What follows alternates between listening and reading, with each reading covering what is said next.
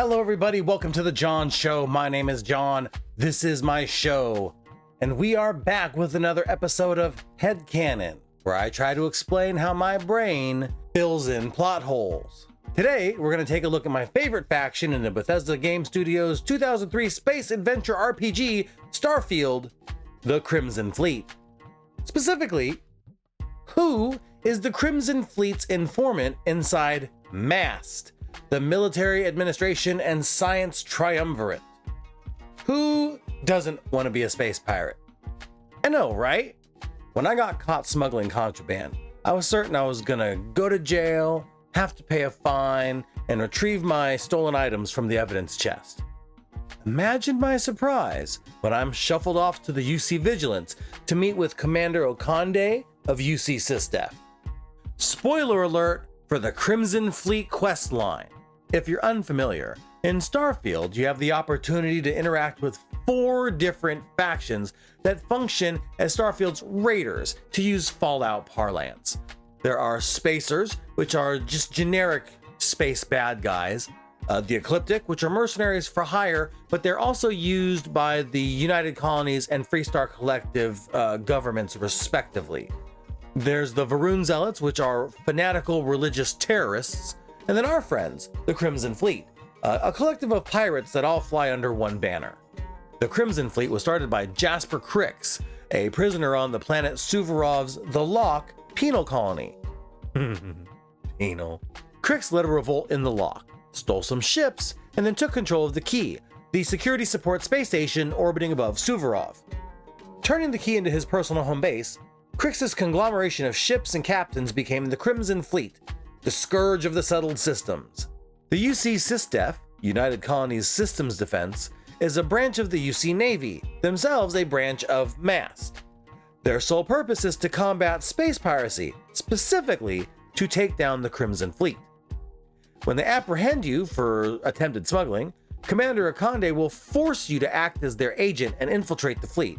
Now, I don't know if you can actually refuse the request and serve time, so for the sake of argument, you're forced to do this quest. After securing your way into the fleet, one thing you're going to notice real quick is the cute nickname everyone has for you. Rook. Way to make a mess in front of my new rook. Rook? Rook. Rook. Rook. Rooks. Rook. Rooks. Rook. Rooks. Rooks. Rook. Rooks. Rook? Rook. Rook.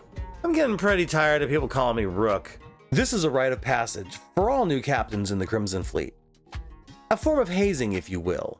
All in good fun, though it's certainly said with disdain from some and sheer disgust from others. A way to say, you're part of the family, but you're also the lowest guy on the ladder. All right, Rook. To move up the ranks, you're tasked with helping Delgado, the current leader of the fleet, find Crix's legacy, a fortune in credits aboard a crashed Galbank ship. As you find clues and inch your way closer to Crix's legacy, you'll have to check in from time to time with Commander Okande and his assistant, Lieutenant Jillian Toft. In the early stages of the quest, it's certainly implied that you're working for the UC SysDef, no question about it. Commander Okande and Lieutenant Toft imply they are watching you and keeping tabs on your movements somehow. They also make it known that you'd better not double-cross the UC.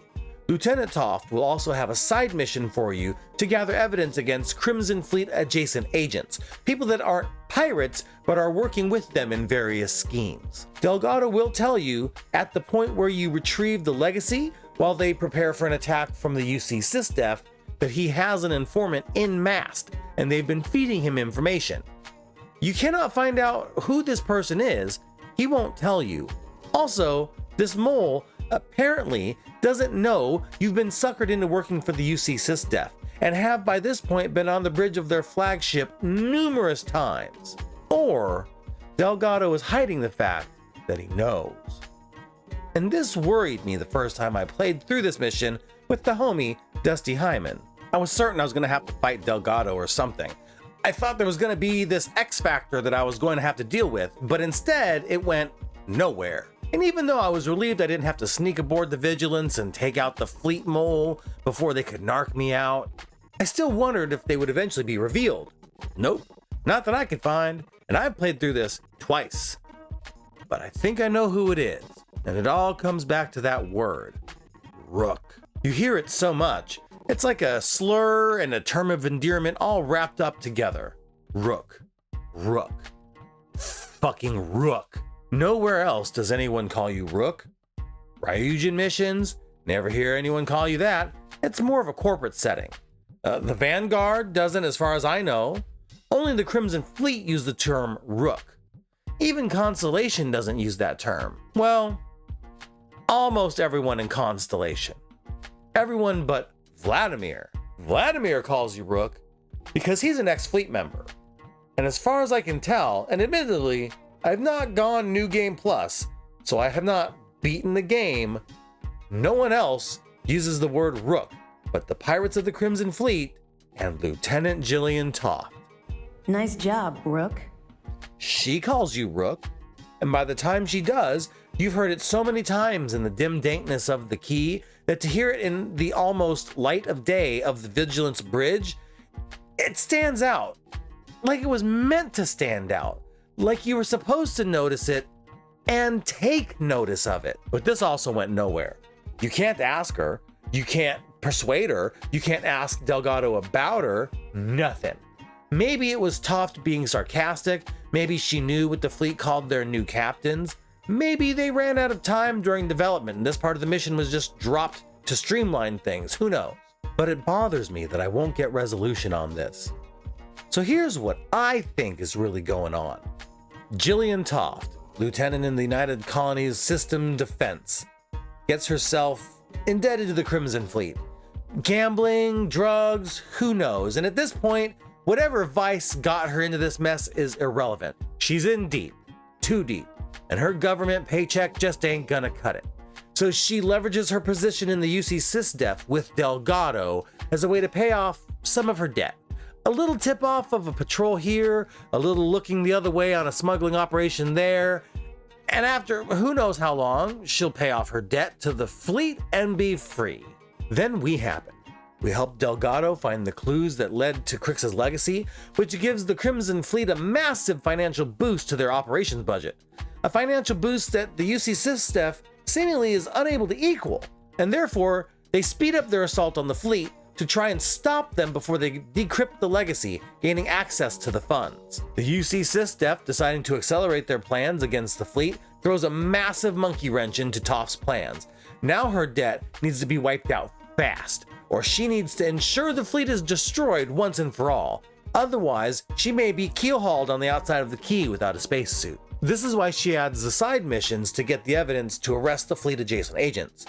Those people may be able to point to Lieutenant Toft as also being an agent for the fleet, if she did the evidence gathering and arresting herself. But having you gather the evidence so she can send other troops to arrest them, keeps her chances of getting called out pretty low. And when she calls you Rook, that's her way of saying, better not double-cross us, pirate, because I got connections. If you side with the UC, you help destroy the fleet.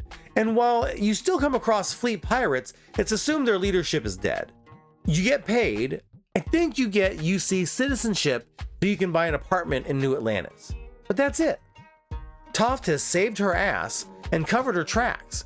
Her debt, as far as she's concerned, is clear. Now, if you've seen my playthrough, you know I chose to side with the Crimson Fleet. It's fleet first, bitch!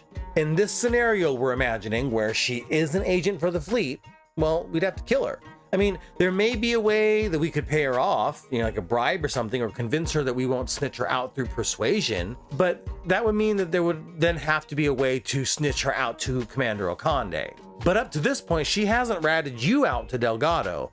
If she had done that, you might be dead a dozen times over. The amount of times you go back and forth to the key, they could have ambushed you the moment you boarded or blew you up as you tried to dock. There could have been numerous ways this could have played out, and all the seeds are planted there, but they didn't do anything with it, and it went nowhere, except in my headcanon. Thanks for watching, everybody. I appreciate each and every one of you. If you like what you're seeing, like what you're seeing. Remember, we're the little guy, so help us punch up. Like, comment, subscribe if you want to see more. Hit the little bell down there and do all the little bell thingies. Share this with other people who you think might like my weird videos. And as always, thanks for watching The John Show. My name is John. This was my show. I appreciate you taking the time. You take care now.